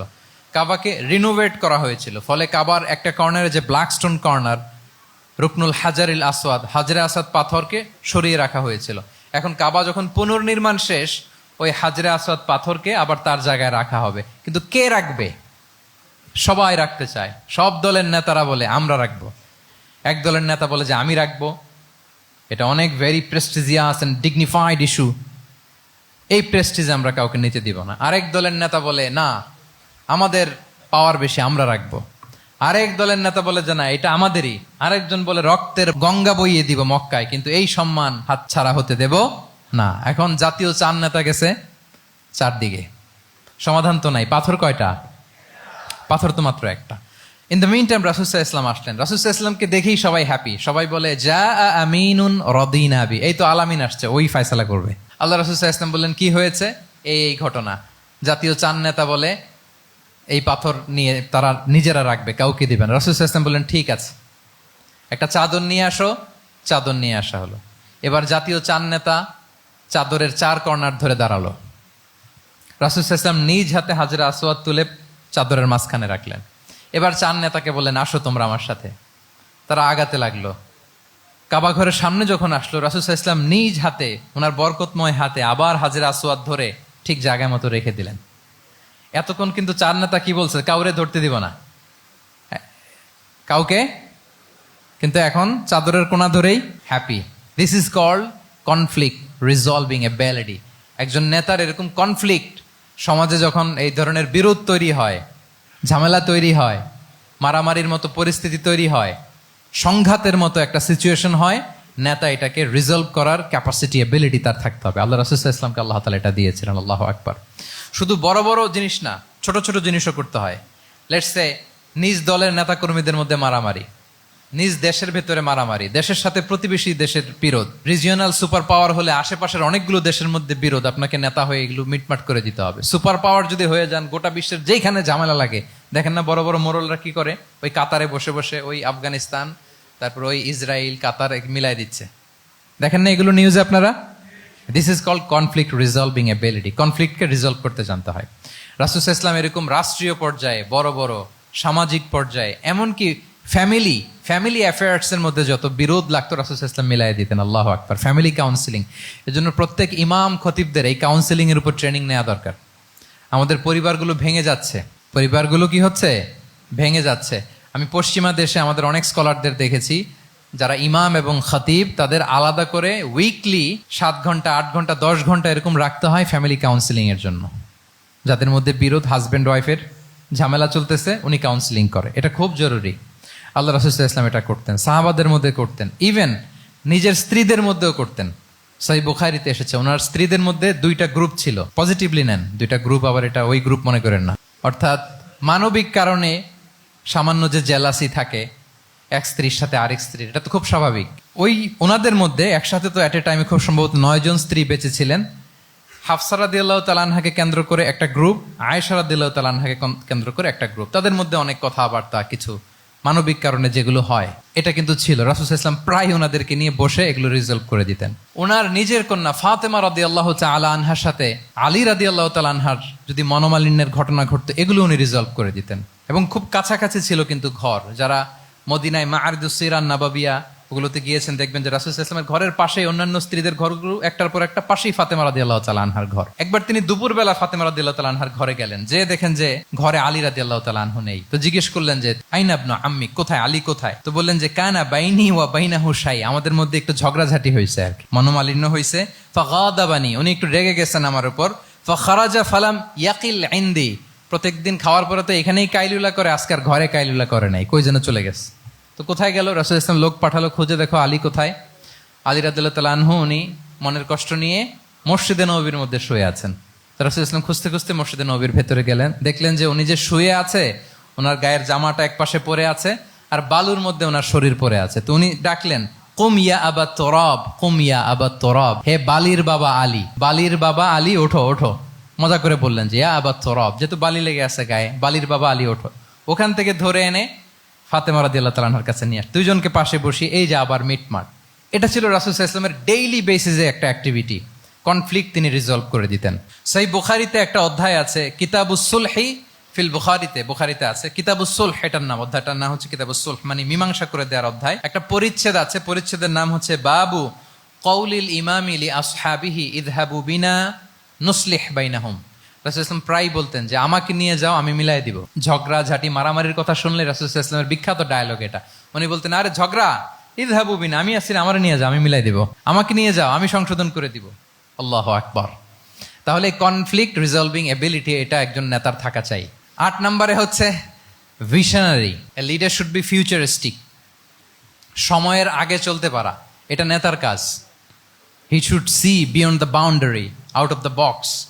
তাকে আউট অফ দ্য বক্স চিন্তা করতে হবে। কর্মীরা যদ্দূর দেখে এরপর থেকে নেতা দেখা শুরু করবে, তখন সেই হয়ে উঠবে নেতা। এটাকে বলে ভিশনারি। এই ট্রেটটা একটা লিডারশিপ ট্রেট, খুব গুরুত্বপূর্ণ লিডারশিপ ট্রেট, মানে ফারসাইটেডনেস থাকা, দূরদর্শিতা থাকা, ফিউচারিস্টিক অ্যাটিটিউডের হওয়া, সময়ের আগে চলতে পারা, মানে আগ থেকে আন্দাজ করতে পারা। রাসূল সাল্লাল্লাহু আলাইহি ওয়াসাল্লামের মধ্যে এটা ছিল। কেমন ছিল? ওনার দুই একটা উক্তি আমি কয়েকটা হাদিস শেয়ার করি। তিনি বলতেন, ইন্নাল্লাহা যাওয়ালি আল আরদা ফারাআইতু মাশআরিকাহা ওয়া মাগারিবাহা ওয়া ইন্না মুলকা উম্মতি সায়াবলুগু মুলকুহা মা যুবিয়ালি মিনহা। আল্লাহ তাআলা এই পৃথিবীটাকে ফোল্ড করে ছোট রেপ্লিকা বানিয়ে আমার সামনে তুলে ধরেছেন। ফারাআইতু মাশারিকাহা ওয়া মাগারিবাহা, আমি পৃথিবীর প্রাচ্য পাশ্চাত্য সবটুকুন দেখেছি। আর আমি যদ্দূর দেখেছি ঠিক তদ্দূর জায়গায় আল্লাহ তাআলা লা ইলাহার বাণী পৌঁছে দিবে। পৃথিবীতে এমন কোনো জায়গা আছে যেখানে লা ইলাহার ধ্বনি উচ্চারিত হয় না? এমন কোনো জায়গা নেই। তার মানে ফিউচারিস্টিক। সে 1400 বছর আগের কথা, যে পৃথিবীর আনাচে কানাচে কোথাও বাকি থাকবে না, সব জায়গায় ইসলাম পৌঁছে যাবে। অন্য জায়গায় বললেন, লা ইয়াবলাগান্না হাযাল আমরু মা বালাগাল লাইলু ওয়ান নাহার ওয়ালা ইয়াতরুকুল্লাহু বাইতা মাদার ওয়ালা ওয়াবার ইল্লা আদখালাহুল্লাহু হাযাদ দ্বীন। এই ইসলাম যেখানে দিন হয়, রাত হয়, পৃথিবীর যেখানে দিন রাত্রি সংঘটিত হয়, সব জায়গায় পৌঁছবে। এমন কোনো কাঁচা ঘর, পাকা ঘর, কোনো জঙ্গল, কোনো পাহাড়, কোনো ভূখণ্ড, এই পৃথিবীতে কোনো এমন কোনো জনপদ থাকবে না যেখানে ইসলামের বাণী পৌঁছবে না। সব জায়গায় পৌঁছে যাবে। আল্লাহু আকবার। তাহলে এটা হচ্ছে ফিউচারিস্টিক অ্যাটিটিউডের ব্যক্তিত্ব হওয়ার কারণে তিনি এমনটি বলেছেন। আগাম বুঝে ফেলতেন। আপনারা হুদাইবিয়ার সন্ধির কথা জানেন না? হুদাইবিয়ার ট্রিটির কথা শুনেছেন না? 1400 সাহাবা গিয়েছিলেন ওমরা করতে, ওরা ওমরা করতে দিবে না, সন্ধি করো। তো কি সন্ধি? বলে যে রসুলুল্লাহ লেখা যাবে না, মুহাম্মদ রসুলুল্লাহ, নো রসুলুল্লাহ, রসুলুল্লাহ কাটো। সাহাবিরা বলে আমরা কাটতে পারবো না। রাসূল ইসলাম বললেন না না, কেটে ফেলো। কাটা হলো। এই বছর ওমরা করতে পারবো না, সাহাবারা বলে আমরা মানি না। রাসূল ইসলাম বললেন এটাও মেনে নাও। আগামী বছর আসবা ওমরা করতে, থাকতে পারবা মাত্র 3 দিন। কয়দিন? সাহাবিরা বলে অসম্ভব, এটা আমাদের ভূখণ্ড, আমরা যতদিন মনে চায় থাকবো। রাসূল ইসলাম বললেন না না, বাদশেদ না, মেনে নাও। মক্কা থেকে কোনো লোক মদিনায় গেলে আমাদেরকে মক্কায় ফেরত দিতে হবে, কিন্তু মদিনা থেকে কেউ মক্কায় আসলে আমরা ফেরত দেব না। দেখছেন ক্লজগুলো? দেখছেন একটার পর একটা, সবগুলো কাফিরদের পক্ষে যায়। কোনো সাহাবা রাজি হচ্ছেন না, কিন্তু আল্লাহ রাসূল সাল্লাল্লাহু আলাইহি ওয়াসাল্লাম কি বলেন? মেনে নাও, রাজি। কারণ সাহাবারা তো অতটুক দেখতে পারতেছে না। বলেন 3 তালা উপর থেকে, 3 তালা ভবন থেকে একজন মানুষ যদ্দূর দেখে, 30 তালা ভবনের উপর থেকে কি ওইরকমই দেখে? পানোরামিক ভিউ দেখে, সে অনেক বড় করে দেখে। আর 3 তালার উপর থেকেই সামান্য কিছু দেখে। রাসূল সাল্লাল্লাহু আলাইহি ওয়াসাল্লাম অনেক দূর দেখতে পাচ্ছিলেন। তিনি চিন্তা করলেন, কিছু বছর যদি আমাদের মধ্যে দাঙ্গা হাঙ্গামা যুদ্ধ বন্ধ থাকে, আমরা গ্লোবালি ইসলামকে ছড়াই দিতে পারবো। শান্তভাবে মদিনাতে একটা স্ট্রং ইসলামিক কমিউনিটি আমরা তৈরি করতে পারবো। আল্লাহু আকবার। এবং তিনি দেখতে পাচ্ছিলেন, ইন্না ফাতাহনা লাকা ফাতহাম মুবিনা, এই হুদাইবিয়ার এই চুক্তি, যেটা আদতে অ্যাপারেন্টলি মনে হচ্ছে সব আমাদের বিপক্ষে যায়, আসলে এইটাই আমাদেরকে ভূমি ধস জয় এনে দিবে। আল্লাহু আকবার। এবং সেটাই হয়েছে। 9 নাম্বার হচ্ছে রেজিলিয়েন্স। এটা একটা চমৎকার লিডারশিপ ট্রেট। রেজিলিয়েন্স মানে সংকট কাটিয়ে ঘুরে দাঁড়াবার সামর্থ্য, মানে যাকে কেউ থামাতে পারে না। আনস্টপেবল, আনস্টপেবল, কোনো কিছু তাকে থামাতে পারে না। লেগে থাকার মানসিকতা, টিকে থাকার মানসিকতা, সহজে হার না মানা, আবার ঘুরে দাঁড়ানো, এটার বলে রেজিলিয়েন্স। এই ক্যাপাসিটি, এই কোয়ালিটি রাসূল সাল্লাল্লাহু আলাইহি ওয়াসাল্লামের মধ্যে ছিল। হি ওয়াজ আনস্টপেবল, হ্যাভিং আনবিলিভেবল সাবর। কোনো কিছু রাসূল সাল্লাল্লাহু আলাইহি ওয়াসাল্লামকে থামাতে পারে নাই। পেরেছে? বলেন, পেরেছে কেউ থামাতে? ছোটবেলা থেকে স্ট্রাগল করে একটার পর একটা স্ট্রাগল ফেস করে বড় হয়েছেন। জন্মের আগেই তো ওনার পিতাকে আল্লাহ তাআলা উঠিয়ে নিলেন। তার মানে বাবাকে নিজ চোখে এই দুনিয়াতে আমাদের প্রিয় নবীজি দেখে যান নাই। আল্লাহ রাসূল সাল্লাল্লাহু আলাইহি ওয়াসাল্লাম ওনার বাবাকে, পিতাকে দেখছেন? দেখেন নাই। ওনাদের আমেনা এবং আব্দুল্লাহ, ওনাদের সংসার ছিল মাত্র সপ্তাহখানেক, 1 সপ্তাহ সংসার। এই সপ্তাহখানেকের সংসারেই আল্লাহ তাআলা রাসূল সাল্লাল্লাহু আলাইহি ওয়াসাল্লামকে ওনার মায়ের পেটে পাঠিয়েছেন। আব্দুল্লাহ চলে গেলেন ব্যবসায়, ফিরে আসার পথে ওখানেই মারা গেলেন, ইয়াসরিবে। তার মানে জন্মের আগেই বাবাকে হারালেন, ইয়াতিম হয়ে দুনিয়াতে আসলেন। এরপরে মাকে হারালেন, এরপরে দাদাকে হারালেন, এরপরে চাচাকে হারালেন। Physically, mentally torture, emotionally traumatise করার যত ধরন আছে কাফিররা করেছে, কোনো কিছু রাসূল সাল্লাল্লাহু আলাইহি ওয়াসাল্লামকে থামাতে পেরেছে? ওনার লাইফ থ্রেট ছিল। হিজরতের রাতে তো আল্লাহ তাআলা বললেন আজই যেতে হবে, না হলে হত্যার ষড়যন্ত্র হচ্ছে, ব্ল্যাক ম্যাজিক করা হয়েছে। রাসূল সাল্লাল্লাহু আলাইহি ওয়াসাল্লাম খাসির মাংস, খাসির যে বাজুর মাংস, এটা পছন্দ করতেন। খাইবারে এক ইহুদি নারী এই খাসির মাংসের মধ্যে বিষ মিশিয়ে, পয়জন দিয়ে রাসূল সাল্লাল্লাহু আলাইহি ওয়াসাল্লামকে খাইয়েছিল হত্যার জন্য, একটার পর একটা। বলেন, রাসূল সাল্লাল্লাহু আলাইহি ওয়াসাল্লামের মিশন থেকে এক চুল পরিমাণ ওনাকে পেছনে নেওয়া গিয়েছে? He was unstoppable. This is called resilience. একজন নেতার মধ্যে এই রেজিলিয়েন্ট মানসিকতা থাকতে হবে যে আমাকে কেউ থামাইতে পারবে না, আমরা আমাদের মঞ্জিলে মকসুদে যাবই, এই মেন্টালিটির হইতে হবে। এটা হচ্ছে একটা লিডারশিপ ট্রেট, রেজিলিয়েন্ট। 10 নম্বরে হচ্ছে স্ট্র্যাটেজিক লিডারশিপ। নেতার কৌশলী হতে হয়। তার যেই লক্ষ্য, মিশন, ভিশন, এটা সে সুকৌশলে আদায় করে নিবে। শুধু স্ট্র্যাটেজি নিয়ে, রাসূল সাল্লাল্লাহু আলাইহি ওয়াসাল্লামের স্ট্র্যাটেজি নিয়ে সুদীর্ঘ আলোচনা হতে পারে। আমি 2-1টা স্ট্র্যাটেজির কথা বলি, 2-1টা ওয়ার স্ট্র্যাটেজি। যুদ্ধের ময়দানে উনি কি স্ট্র্যাটেজি অবলম্বন করতেন দেখেন। উনি যুদ্ধের ডিস্ট্রাকশনকে, ক্যাজুয়ালিটি মিনিমাইজ করবার জন্য ওনার নির্দেশনা থাকতো, খবরদার কোনো নারীর গায়ে হাত তুলো না যুদ্ধের ময়দানে, শিশুর গায়ে হাত তুলো না, কোনো পাদ্রীর গায়ে হাত তুলো না, উপাসনারত যে সন্ন্যাসীরা আছে তাদের গায়ে হাত তুলো না, ওই এলাকার গবাদি পশুগুলোকে মেরো না, গাছপালা ধ্বংস করো না, যারা তোমাদের বিরুদ্ধে তলোয়ার ধরেনি তাদেরকে অ্যাটাক করো না।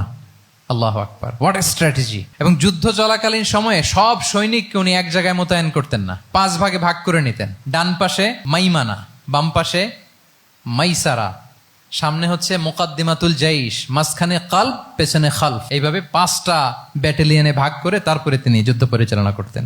What a war strategy! বদরের যুদ্ধে যখন পৌঁছলেন মদিনা থেকে 130 কিলোমিটার দূরে, দূরে আফসা দেখা যায়, মরিচিকার মধ্যে দেখা যায় ওই যে মুশরিকরা ওখানে আসছে, কিন্তু তারা কতজন এটা তো বোঝা যায় না।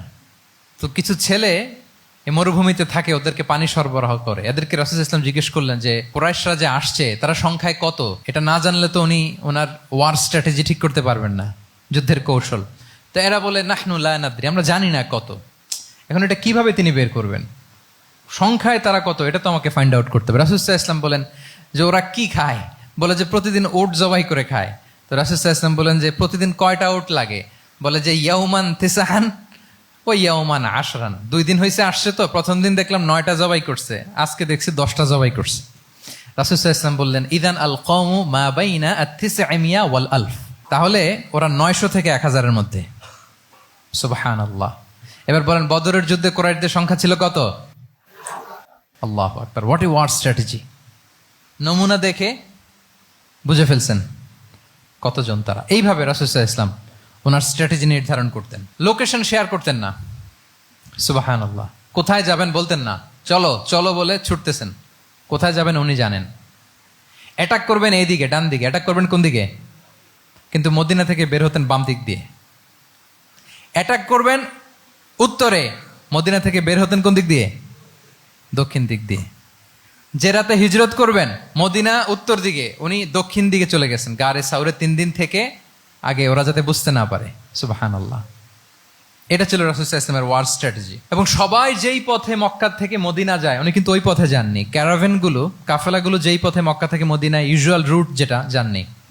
সাওয়াহেলি পথে সাগরের পাশ দিয়ে স্পেশাল একজন গাইড ভাড়া করে তিনি গিয়েছেন। আল্লাহু আকবার। This is call strategy. তাহলে স্ট্র্যাটেজিক লিডারশিপ লাগবে, একজন নেতার স্ট্র্যাটেজিক প্ল্যানিং ঠিক করা লাগবে, এটা তাকে সামনের দিকে আগাতে অনেক সহায়তা করবে।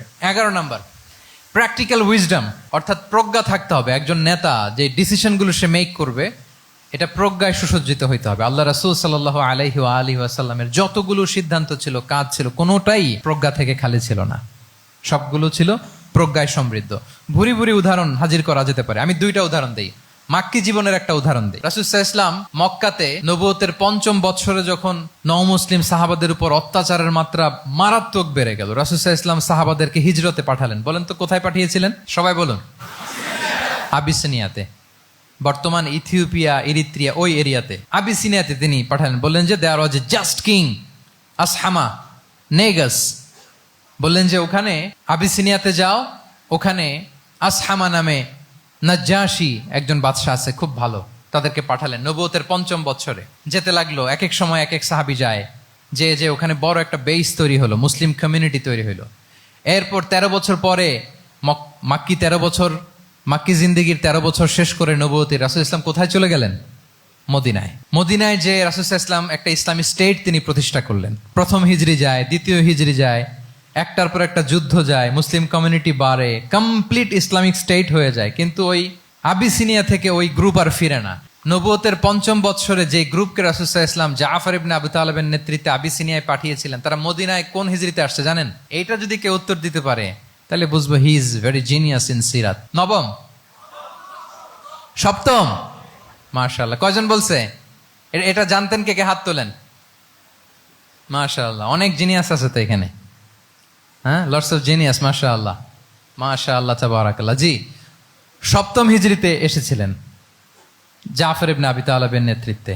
এখানে হিকমা, রাসূল সাল্লাল্লাহু আলাইহি ওয়াসাল্লামের উইজডমের ব্যাপারটা হচ্ছে, রাসূল সাল্লাল্লাহু আলাইহি ওয়াসাল্লাম আছেন মদিনাতে, একের পর এক কোরআনের আয়াত নাজিল হচ্ছে, আহকামগুলো সাহাবারা প্র্যাকটিস করতেছে, মসজিদে নববী হলো, ইসলামিক স্টেট হলো, বদরের যুদ্ধ হলো, উহুদ হলো, খন্দক হয়ে গেল, সব হয়ে যায়। কিন্তু ওনারা ফিরেন না কেন?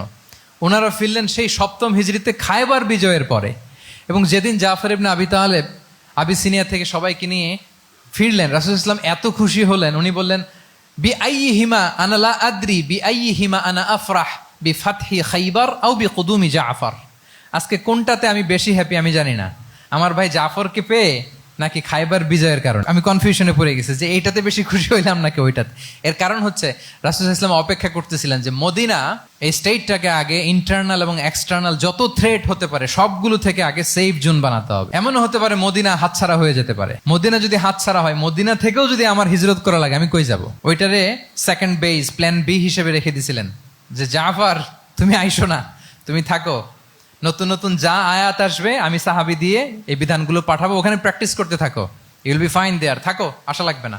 থাকতে থাকতে 7ম হিজরি পর্যন্ত, খন্দকের যুদ্ধের মাধ্যমে যখন কুরাইশদের 20 দাঁত ভেঙে দেওয়া হলো, 7ম হিজরিতে যখন খায়বার দুর্গ বিজয় হয়ে গেল, now Islam came as a regional super পাওয়ার।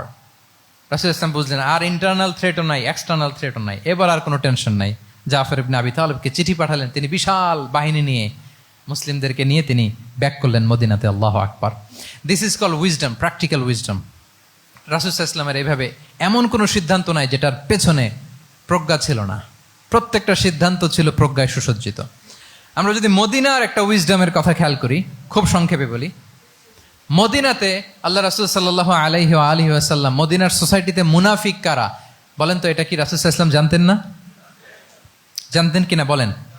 এই জানাটা কি ধারণা বেজ, মানে মনে হয় ও মুনাফিক এরকম, নাকি গাইডেড বাই ওয়াহি, গাইডেড বাই রেভেলেশন? স্বয়ং আল্লাহ তাআলা জানিয়ে দিয়েছেন। এরপরও কোনোদিন রাসূল সাল্লাল্লাহু আলাইহি ওয়াসাল্লাম মানুষের সামনে কাউকে মুনাফিক বলে পরিচয় করিয়ে দেন নাই। মদিনার সোসাইটিতে কেউ জানতো না, বুঝতে পারতো আচরণ মুনাফিকের মতো, কিন্তু রাসূল ইসলাম কখনো বলেন নাই যে ও মুনাফিক। কখনো বলছেন? বলেন নাই। চিন্তা করছেন? আমরা তো কথায় কথায় ফেসবুকে মন মতো না হইলে কি লিখি? বেসড অন অ্যাজাম্পশন, আমার মন মতো হয় নাই, ও মুনাফিক। কিন্তু ওহী দ্বারা সুনিশ্চিত হয়েও রাসূল সাল্লাল্লাহু আলাইহি ওয়াসাল্লাম কাউকে মুনাফিক বলে অ্যাড্রেস করেন নাই। আল্লাহু আকবার। কেন করেন নাই? মুসলিম সাহাবারা চটে যাবে, মুনাফিকদেরকে হত্যা করবে, তখন মুশরিকরা, কোরাইশরা, ইহুদিরা কি বলবে? যে মুহাম্মদের অনুসারীরা একে অন্যকে হত্যা করে। কারণ মুনাফিকরা তো অন্য সাহাবীদের মতো তারাও মসজিদে নববীতে এসে রাসূল সাল্লাল্লাহু আলাইহি ওয়াসাল্লামের পেছনে নামাজ পড়তো। অ্যাপারেন্টলি দেখতে তো তারাও মুমিন, দেখতে তারাও কি মুমিন, কখনো রাসূল সাল্লাল্লাহু আলাইহি ওয়াসাল্লাম বলেন না। তবে হুযায়ফা ইবনুল ইয়ামান রাদিয়াল্লাহু তাআলা আনহু নামে একজন সাহাবী, উনি মদিনার গোয়েন্দা বিভাগের প্রধান ছিলেন রাসূল সাল্লাল্লাহু আলাইহি ওয়াসাল্লামের। উনাকে বলে গিয়েছিলেন কারা কারা মুনাফিক, নামের লিস্টটা অ্যাজ এ রেফারেন্স শুধু উনাকে বলেছিলেন, আর কাউকে বলেন নাই। এজন্য ওমরে ফারুক রাদিয়াল্লাহু তাআলা আনহু যখন মদিনার খলিফা, তখন তিনি কেউ মারা গেলে ওনাকে যখন জানাজার ইমামতির জন্য বলা হতো, উনি দেখতেন যে ওই জানাজায় হুযায়ফা গিয়েছে কিনা। যদি হুযায়ফা ইবনুল ইয়ামান ওখানে যেতেন, উনি ওই নামাজের ইমামতি করতেন। আর যদি দেখতেন ওইখানে হুযায়ফা নাই, ওইখানে ওমরও নাই রাদিয়াল্লাহু তাআলা আনহু, আল্লাহু আকবার, তিনি কৌশলে পাশ কাটিয়ে বলতেন অন্য কেউ এই নামাজের ইমামতি করে দাও, আমি যাব না। আল্লাহু আকবার। তাহলে রাসূল সাল্লাল্লাহু আলাইহি ওয়াসাল্লামের উইজডম দেখেন, তিনি কমিউনিটির মধ্যে ইউনিটি ধরে রাখার জন্য কখনো মুনাফিকদের নাম বাই নেম তাদেরকে চিনতেন, কখনো ডিসক্লোজ করেন নাই। আল্লাহু আকবার, দিস ইজ কল্ড উইজডম। 12 নম্বর হচ্ছে, লাস্ট পয়েন্ট হচ্ছে succession management. A good leader produces a good leader, a true leader produces a true leader. একজন ভালো নেতা সে ভালো নেতা তৈরি করে, কি বলেন? একজন যোগ্য নেতা আরো যোগ্য উত্তরসূরি তৈরি করে, ঠিক কিনা বলেন? আমি শুধু নেতা, নেতৃত্বের সব গুণ আমার মধ্যে খালি হাবুডুবু খায়, আমি কাউরে নেতা বানাতে পারলাম না, তো আমি চলে যাওয়ার পরে আমার দল চালাবে কে, আমার দেশ চালাবে কে, এই উম্মাকে নেতৃত্ব দিবে কে? রাসূল সাল্লাল্লাহু আলাইহি ওয়াসাল্লাম নিজে যেমনি অনুসরণীয় নেতা ছিলেন, অনুকরণীয় নেতৃত্ব দিয়েছেন, তিনি এরকম নেতৃত্ব তৈরিও করে গিয়েছেন, ঠিক কিনা বলেন? আল খোলাফা আর রশিদিন আল মাহদিন, তাদের কথা যদি খেয়াল করেন, আবু বকর রাদিয়াল্লাহু তাআলা আনহুর ব্যাপারে তো ওনার প্রচ্ছন্ন কিছু ইঙ্গিতও ছিল। ওনার অবর্তমানে নামাজ পড়িয়েছে কে মসজিদে নববীতে? আবু বকর রাদিয়াল্লাহু তাআলা আনহু। ওনার হজ পালনের আগে হজের জন্য পাঠিয়েছিলেন কাকে? নবম হিজরিতে আবু বকর রাদিয়াল্লাহু তাআলা। এগুলো ছিল প্রচ্ছন্ন ইঙ্গিত। এবং সাকিফায়ে বনু সাঈদাতে ওমরে ফারুক বললেন যে আপনাকেই আমরা নেতা মানি, সবাই এক বাক্যে মেনে নিল। আজও ওই জায়গাটা মসজিদে নববীর এক পাশে সাকিফায়ে বনু সাঈদার বড় সাইনবোর্ড আছে, ওখানে বিকেলবেলা আনসারী সাহাবারা বসে গল্প করতেন। ওই জায়গাতে আবু বকর রাদিয়াল্লাহু তাআলা আনহুর খলিফা নির্বাচনের ব্যাপারটা ঘটেছিল।